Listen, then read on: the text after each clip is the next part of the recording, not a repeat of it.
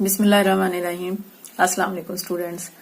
आज हम पढ़ेंगे how to write the formula. लेकिन फॉर्मूला लिखने से पहले मैं थोड़ा सा आपको टाइम टेबल के बारे में बताऊंगी, तो उसके बाद फिर फॉर्मूला लिखना जो है वो इजी हो जाएगा। पीरियोडिक टेबल जो है उसमें किस तरह से एलिमेंट्स को लिखना है वो मैंने इससे पहले वाली वीडियो में एक्सप्लेन कर दिया है, तो आप उसके लिए जो है वो पीरियोडिक टेबल वाली वीडियो देख लें। तो आज जो है मैं इसको बहुत शॉर्ट एक्सप्लेन करूंगी। तो हमारे पास जो है ये है पीरियोडिक टेबल। इसमें नॉर्मली जो है वो यहाँ से लेके यहाँ तक ये 18 ग्रुप्स होते हैं। अब जो हमें नजर आ रहे हैं वो है 8, 1A 2A, फिर ये 3A और 8A तक, ये 8 है। यहाँ पे भी जो है वो 10 एलिमेंट्स की लाइंस आती हैं और उनको कहते हैं ट्रांजिशन और इनर ट्रांजिशन एलिमेंट्स। उसको मैंने यहाँ पे नहीं लिखा क्योंकि 9th-10th के सिलेबस में हमें उनकी जरूरत नहीं पड़ती। तो अभी जो है वो हमें जो केमिकल फार्मूला लिखना है या इलेक्ट्रॉनिक कॉन्फ़िगरेशन है या बॉन्डिंग है, उसके लिए हमें 1A से लेके 8A तक जो है जरूरत पड़ेगी। तो इस वजह से मैंने सिर्फ ए ग्रुप के एलिमेंट्स को लिखा। तो अब हमारे पास जो है वो 8 ग्रुप्स हैं। ये फर्स्ट ग्रुप है। ये फर्स्ट ग्रुप जो है उनमें सारे एलिमेंट्स जो हैं उन पे चार्ज आएगा। जब वो आयन बनाएंगे तो उन पे चार्ज आएगा +1 और इनकी वैलेंसी है 1। इसी तरह से सेकंड ए जो है ये वाला, इनके जितने एलिमेंट्स हैं जब वो आयन्स बनाएंगे तो उन पे आएगा +2 चार्ज और वैलेंसी होगी उसकी 2। फिर थर्ड वाला जो ग्रुप है उनमें सारे एलिमेंट्स पे +3 चार्ज आएगा, वैलेंसी उसकी जो है वो 3 है। फोर्थ पे +4 -4 अगर वो आयनिक कंपाउंड बनाते हैं। नॉर्मली वो आयनिक कंपाउंड नहीं बनाते, कोवलेंट कंपाउंड्स बनाते हैं। फिफ्थ ग्रुप में जितने एलिमेंट हैं उन पे आएगा -3 चार्ज और वैलेंसी है 3। 6 में सारे एलिमेंट्स जो हैं जब आयन्स बनाएंगे तो -2 चार्ज आएगा और वैलेंसी इनकी है 2। 7th पे आएगा चार्ज -1 और ये जो 7th ग्रुप के एलिमेंट है फ्लोरीन, क्लोरीन, ब्रोमीन, आयोडीन और एस्टाटीन, इनको हम हैलोजेंस कहते हैं। और ये वाला जो 8th ग्रुप है इन पे 0 चार्ज है क्योंकि इनका आउटर मोस्ट ऑर्बिटल कंप्लीट है और ये रिएक्ट नहीं करते। बहुत कम कंपाउंड्स होते हैं जीनोन के जो कि स्पेशल कंडीशंस में होते हैं, तो इसलिए इसको 0 ग्रुप भी कहते हैं, इसको नोबल गैसेस भी कहते हैं, इनको रेयर गैसेस भी कहते हैं और 8A ग्रुप भी कहते हैं, इसको 18th ग्रुप भी कहते हैं। इसके डिफरेंट नेम है। तो अब जब हमने केमिकल फार्मूला लिखना है तो फार्मूला लिखने के लिए सपोज के हमारे पास जो है वो सोडियम क्लोराइड है। तो ये जो कंपाउंड है सोडियम क्लोराइड, इसका फार्मूला हम लिखते हैं NaCl। तो इसका ये वाला जो हाफ होता है ये हम पीरियोडिक टेबल के इस साइड से लेते हैं। ये पॉजिटिव हाफ होता है ये वाला, इधर वाला, और इधर वाला जो है वो नेगेटिव हाफ होता है और इसको हम पीरियोडिक टेबल के इस साइड से लेते हैं। तो पीरियोडिक टेबल के इस साइड पे जो है ये जो स्टेयर नजर आ रही है, ये ग्रे कलर मैंने किया है इसमें। तो ये जो स्टेयर की फॉर्म में एलिमेंट्स हैं ये है मेटलाइड्स। मेटलाइड का मतलब कि ये बाज़-दफ़ा मेटल्स की तरह एक्ट करते हैं और बाज़-दफ़ा नॉन मेटल्स की तरह से। इस स्टेयर के इस तरफ सारे जो है वो नॉन मेटल्स हैं और नॉन मेटल्स पे हमेशा नेगेटिव चार्ज होता है। और ये देखें यहाँ से ये -3 -2 -1 है, ये नॉन मेटल्स हैं और ये मेटलाइड हैं। और इधर से जो है जितने भी हैं इस साइड पे, इस स्टेयर के इस साइड पे जितने भी एलिमेंट्स आएंगे जो ट्रांजिशन एलिमेंट्स हैं, इनर ट्रांजिशन एलिमेंट्स हैं, या ये फर्स्ट ग्रुप जो है उसको हम एल्कली मेटल कहते हैं, सेकंड ग्रुप को हम एल्कलाइन अर्थ मेटल कहते हैं।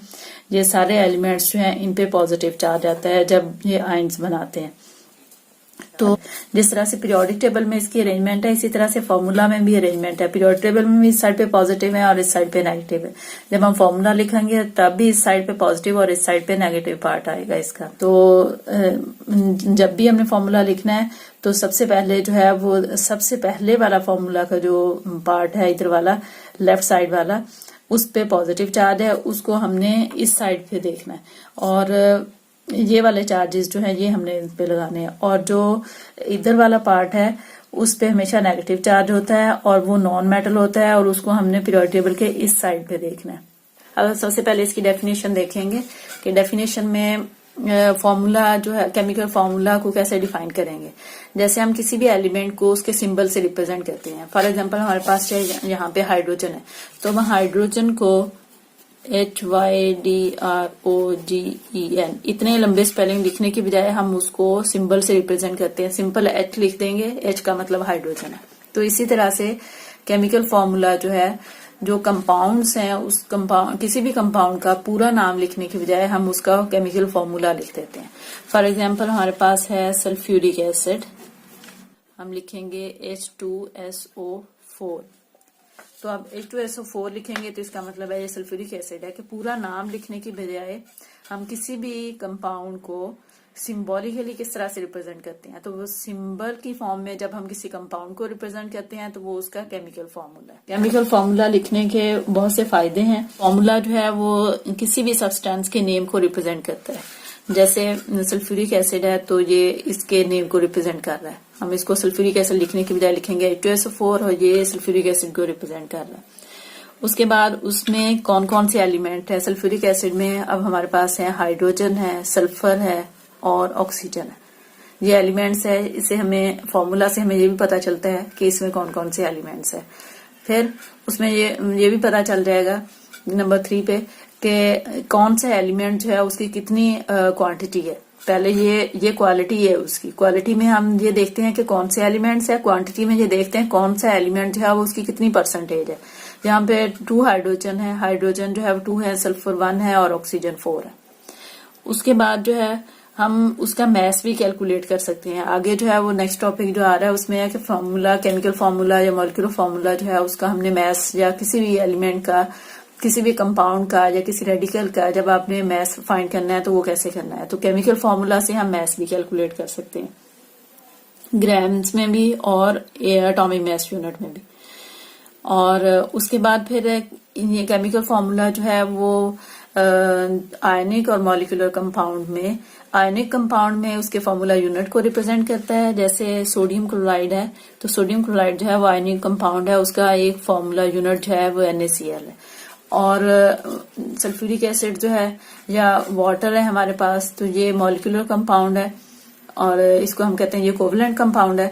तो कोवलेंट कंपाउंड का ये फॉर्मूला जो है एक मॉलिक्यूल को ये रिप्रेजेंट कर रहा है। फॉर्मूला जो है वो कोवलेंट कंपाउंड के एक मॉलिक्यूल को रिप्रेजेंट करता है। उसके बाद जब हम इसको इक्वेशन की फॉर्म में लिखते हैं तो इक्वेशन में भी ये 1 मोल को रिप्रेजेंट करते हैं। फॉर एग्जांपल मैं अगर लिखती हूँ सोडियम हाइड्रोक्साइड प्लस HCl, एक हमारे पास एसिड है और एक बेस है, इससे मिलके बनते हैं सॉल्ट बनेगा NaCl प्लस H2। तो अब इस इक्वेशन में हमारे पास एक फॉर्मूला ये है, एक ये है, एक ये है और एक ये है। ये हमारे पास है बेस, ये है एसिड और ये है सॉल्ट और ये है वाटर। तो ये जो है वो 1 मोल को रिप्रेजेंट कर रहा है। अब देखें इसकी साइड पे जब कुछ भी नहीं लिखा हुआ तो इसका मतलब कि ये 1 मोल है। कि बैलेंस केमिकल इक्वेशन में हमें ये पता चल जाता है कि कितने मोल जो है वो किसी भी कंपाउंड के यूज हुए हैं। तो 1 mole of sodium hydroxide combine with 1 mole of the HCl to produce 1 mole of sodium chloride and 1 mole of water. इसी तरह से अगर सोडियम हाइड्रोक्साइड का रिएक्शन जो है वो किसी और के साथ लिखते हैं, H2SO4 के साथ अगर लिखते हैं, अब मैंने HCl की बजाय यहाँ पे सल्फ्यूरिक एसिड लिया है, ये भी एसिड है, तो इससे भी सॉल्ट एंड वाटर ही बनेगा। लेकिन यहाँ पे सॉल्ट जो है वो उसका फॉर्मूला हम लिखेंगे Na2SO4 प्लस H2। तो अब इसको बैलेंस करेंगे। पहले 2 है तो यहाँ पे ये, तो अब इस इक्वेशन में हमारे पास 2 मोल ऑफ सोडियम हाइड्रोक्साइड यूज हुए हैं, 1 मोल ऑफ सल्फ्यूरिक एसिड है और इससे 1 mole of sodium sulphate produce हुआ है और 2 मोल ऑफ वाटर प्रोड्यूस हुए हैं। तो केमिकल इक्वेशन में ये जो फॉर्मूला जो होता है ये इसके नंबर ऑफ मोल को रिप्रेजेंट करता है। तो ये तो थे जो केमिकल फॉर्मूला उसकी सिग्निफिकेंस थी। अब हमने देखना है कि हमने फॉर्मूला जो है वो लिखना कैसे। सबसे पहले हम क्या करते हैं कि कोई भी हमारे पास कंपाउंड है तो उसके अंदर जो एलिमेंट्स यूज हुए हैं उनके सिंबल हम लिखेंगे। फॉर एग्जांपल इस फॉर्मूला को ले लेते हैं। पहले ये सिंपल फॉर्मूला है HCl का, तो मैं इसके दो सिंबल्स को, हाइड्रोक्लोरिक एसिड इसको कहते हैं, तो हाइड्रोजन और क्लोरीन 2 एलिमेंट्स हैं। इन दोनों एलिमेंट्स को मैं साइड बाय साइड लिखूंगी। पहले जो है वो पॉजिटिव वाला लिखते हैं और फिर दूसरा जो है वो नेगेटिव वाला लिखते हैं। अब पॉजिटिव वाले जो है पीरियोडिक टेबल में भी अगर देखें तो इसी तरह से अरेंजमेंट है, पॉजिटिव इधर है और नेगेटिव इस साइड पे है। तो फॉर्मूला में भी हमने आयंस को जो है वो लिखना है अरेंजमेंट के साथ। लेफ्ट साइड पे आएगा पॉजिटिव पार्ट फॉर्मूला का और राइट साइड पे आएगा नेगेटिव पार्ट। अब जब हमने सिंबल लिख लिए हैं, साइड बाय साइड सिंबल्स को लिख लिया है, पहले हाइड्रोजन को लिखा है, फिर क्लोराइड को लिखा है। हाइड्रोजन पे चार्ज जो है, आप ये देखेंगे कि हाइड्रोजन जो है किस ग्रुप में से है। तो अगर हमें ये पूरे ग्रुप्स का पता है तो हमें फौरन पता चल जाएगा कि हाइड्रोजन जो है वो फर्स्ट ग्रुप में है। फर्स्ट ग्रुप में है तो इस पे चार्ज कौन सा आएगा, +1। तो मैं हाइड्रोजन के अपर राइट कॉर्नर पे +1 लिखूंगी। यहाँ पे ये अपर लेफ्ट कॉर्नर पे +1 लिख दिया, ये इसका चार्ज है। और क्लोराइड जो है वो देखें कहाँ पे है, वो इस साइड पे है, तो यहाँ पे है। और इस ग्रुप में इसके देखें इस पे चार्ज जो है वो है -1। तो अब इसके अपर राइट कॉर्नर पे -1 लिख लूँ, ये इसका क्लोराइड का चार्ज है।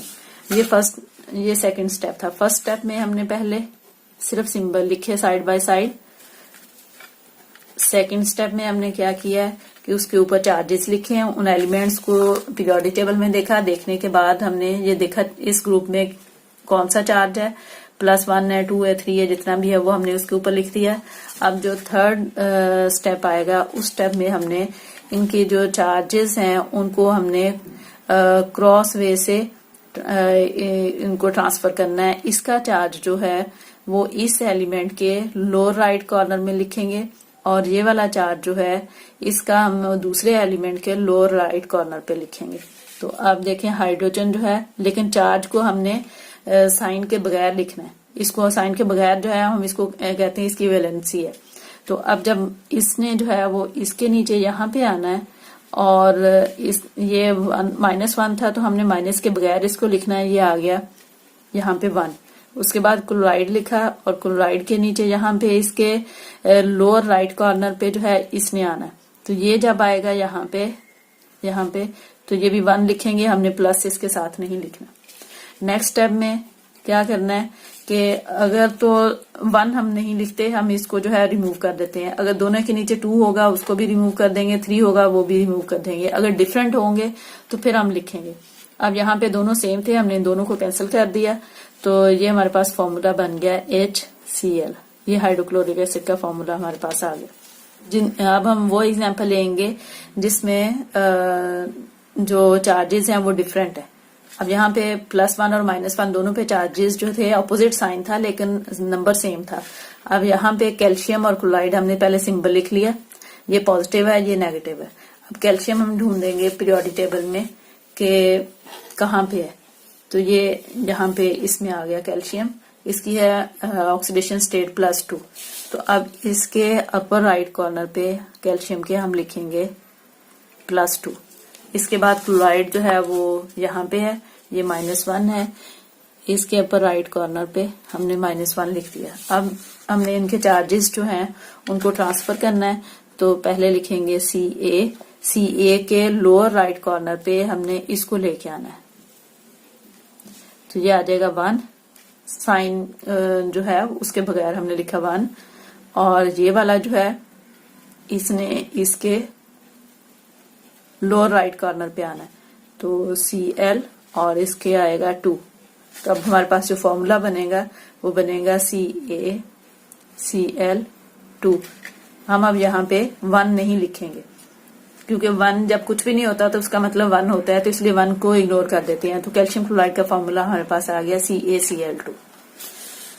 अब एक और एग्जांपल लेते हैं, जैसे हमारे पास है कैल्शियम ऑक्साइड। तो पहले सिंबल लिखे Ca और ऑक्साइड का O आ गया। अब दूसरे स्टेप में क्या करना है, हमने इनके ऊपर जो है वो चार्जेस लिखने हैं। Ca जो है उस पे है +2 चार्ज, इसके अपर राइट कॉर्नर पे हमने +2 लिख लिया। ऑक्सीजन जो है अब देखें कहाँ पे है, यहाँ पे है और इस पे है -2 चार्ज, इस पे लिख दिया -2।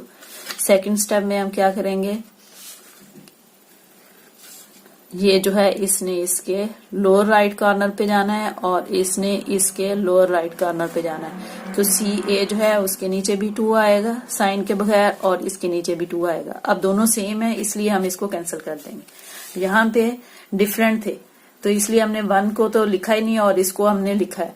अब यहाँ पे ये दोनों ही सेम थे, तो इसलिए हम इसका फॉर्मूला हमारे पास आ जाएगा CaO, कैल्शियम ऑक्साइड। अब नेक्स्ट जो है हमारे पास कुछ कंपाउंड्स ऐसे होते हैं जिसमें एलिमेंट्स की बजाय हमारे पास ग्रुप ऑफ एलिमेंट्स यूज होता है और उस पर चार्ज होता है, तो हम उसको कहते हैं radical. Group of elements that have charge is called radical. और रेडिकल्स जो होते हैं ये है group of elements that have charge is called radical.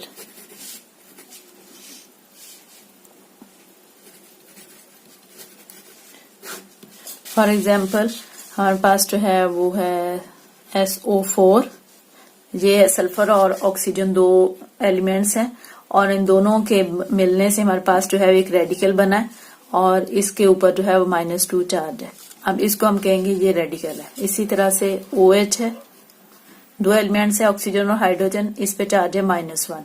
इसी तरह से फॉस्फेट है PO4, इस पे चार्ज है -3। तो ये जो ग्रुप ऑफ एलिमेंट्स हैं जिन पे चार्ज आता है उसको हम रेडिकल कहते हैं। और रेडिकल्स अगर आते हैं दो रेडिकल, एक प्लस और एक माइनस, दो रेडिकल भी आ सकते हैं, एक आयन और एक जो है वो रेडिकल भी हो सकता है। तो उसका जब फॉर्मूला लिखना है तो सेम मेथड है। जैसे एग्जांपल देते हैं, जैसे सोडियम सल्फेट है तो पहले हम लिखेंगे सोडियम, उसी तरह से हमने तरतीब से लिखना है। पहले क्या आएगा सोडियम सल्फेट SO4। सोडियम जो है उस पे हम चार्ज लिखेंगे, ये जो है वो फर्स्ट ग्रुप में है, इस पे +1 चार्ज है। और सल्फेट जो है हमारे पास ये रेडिकल था, इस पे -2 चार्ज है, तो हम सल्फेट जो है उसके ऊपर चार्ज लिखेंगे -2। अब फर्स्ट और सेकंड स्टेप तो बिल्कुल ऐसे ही है जैसे हमने सिंपल ऊपर फॉर्मूलाज लिखे थे। तो अब जब हमने थर्ड स्टेप लिखना है, थर्ड स्टेप में इसने जो है वो इसके लोअर राइट कॉर्नर पे जाना है, लेकिन लोअर राइट कॉर्नर पे यहाँ पे एक नंबर और भी है ये पहले से, तो इस वजह से हमने जो रेडिकल है इसको हमने ब्रैकेट में लिखना है। तो इस वजह से हम नेक्स्ट जो लिखेंगे, पहले लिखा सोडियम, उसके बाद जो सल्फेट था उसको हमने ब्रैकेट में कर दिया। ब्रैकेट में करने के बाद ये वाला जो 4 है ये इसके साथ है, इसलिए ये ब्रैकेट के अंदर ही जाएगा। अब क्या करेंगे, ये 1 जो है इसने इसके लोअर राइट कॉर्नर पे जाना था, तो ये 1 यहाँ पे आ गया। और ये जो 2 था इसने सोडियम के लोअर राइट कॉर्नर पे जाना है, तो ये यहाँ पे आ जाएगा। तो अब जो हमारे पास फॉर्मूला बनेगा नंबर 4 पे, हमने इसको फाइनल करके लिखना है, तो ये आ जाएगा Na2SO4। 1 को हम नहीं लिखते इसलिए हम अब इसके ब्रैकेट खत्म कर देंगे, तो ये सोडियम सल्फेट का हमारे पास फॉर्मूला आ गया। अगर यहाँ पे कोई और नंबर हो 2, 3 या 4, फिर हमने इस ब्रैकेट को खत्म नहीं करना। उसकी भी एग्जांपल एक लेते हैं। फॉर एग्जांपल हमारे पास फॉर्मूला है कैल्शियम हाइड्रोक्साइड का, तो पहले लिखेंगे कैल्शियम का सिंबल। कैल्शियम हाइड्रोक्साइड का लिखना है तो कैल्शियम, और दूसरा है हमारे पास रेडिकल हाइड्रोक्साइड। सेकंड स्टेप में क्या आएगा, हमने इनके ऊपर जो है वो इनके चार्जेस लगाने हैं। तो कैल्शियम जो है ये देखें पीरियोडिक टेबल में हमारे पास जो है वो सेकंड ग्रुप में है, तो इस पे है +2 चार्ज, तो Ca इसके ऊपर लिखा, अपर राइट कॉर्नर पे +2 लिख दिया। और OH जो था वो हमारे पास रेडिकल है और इस पे है -1 चार्ज, पहले चार्जेस लिख दिए। उसके बाद हमने नेक्स्ट स्टेप में क्या करना है, जो रेडिकल है उसको हमने ब्रैकेट में लिखना है। ब्रैकेट में लिखने के बाद अब इनके चार्जेस जो हैं, जो वैलेंसी है उसको हम इसके लोअर राइट कॉर्नर पे लिखेंगे। तो इस कैल्शियम के ऊपर +2 था, तो ये 2 हमने यहाँ पे लेके जाना है, तो ये आ गया यहाँ पे। और इसके ऊपर -1 था, तो ये 1 हमने यहाँ पे लेके आना। तो नेक्स्ट स्टेप में हम 1 जो है कैंसिल कर देंगे, Ca और OH जो है उसके बाहर 2 लगा रहने देंगे और इसकी ब्रैकेट भी अब रहेगी। तो ये हमारे पास आ गया कैल्शियम हाइड्रोक्साइड का फॉर्मूला। इसी तरह से कोई और फॉर्मूला देखते हैं। कैल्शियम कार्बोनेट है, जैसे Ca, कार्बोनेट का होता है CO3, और कार्बोनेट जो रेडिकल है उस पे होता है -2 चार्ज। ये भी ग्रुप ऑफ एलिमेंट्स है, तो ग्रुप ऑफ एलिमेंट है उस पे चार्ज है, तो ये भी रेडिकल है, तो ये -2 चार्ज है। और कैल्शियम पे होता है +2। तो अब कैल्शियम जो है, अब दोनों को हमने क्या करना है नेक्स्ट स्टेप में, Ca और CO3 जो है वो रेडिकल है, इसलिए हम इसको ब्रैकेट में लिखेंगे। इसका 2 जो है वो यहाँ पे आएगा और ये वाला 2 जो है वो यहाँ पे आएगा। अब दोनों 2 2 है इसलिए कैंसिल कर देंगे, तो हमारे पास कैल्शियम कार्बोनेट का फॉर्मूला CaCO3 बनेगा। अब और एग्जांपल को लेते हैं, हम इधर से ले लेते हैं। जैसे मैग्नीशियम है, बेरियम का ले लेते हैं। ये बेरियम है और बेरियम के साथ हम सल्फेट ले लेते हैं SO4। तो सेकंड स्टेप में हमने क्या करना है, बेरियम जो था ये सेकंड, बेरियम हमारे पास ये है सेकंड ग्रुप में, तो इस पे है +2 चार्ज और सल्फेट पे है -2। तो नेक्स्ट हम क्या करेंगे, BaSO4 को हमने पहले जो है वो ब्रैकेट में लिखना है और उसके बाद Ba के जो है ये वाला जो है Ba के नीचे इधर आएगा 2 और ये वाला 2 जो है वो इधर जाएगा ब्रैकेट के बाहर। अब दोनों 2 हैं तो इसलिए कैंसिल हो गए। BaSO4 हमारे पास जो है बेरियम सल्फेट का फॉर्मूला आ गया। अगर हमारे पास जो है कोई कंपाउंड है, जैसे हम फॉस्फेट के साथ कोई देख लेते हैं,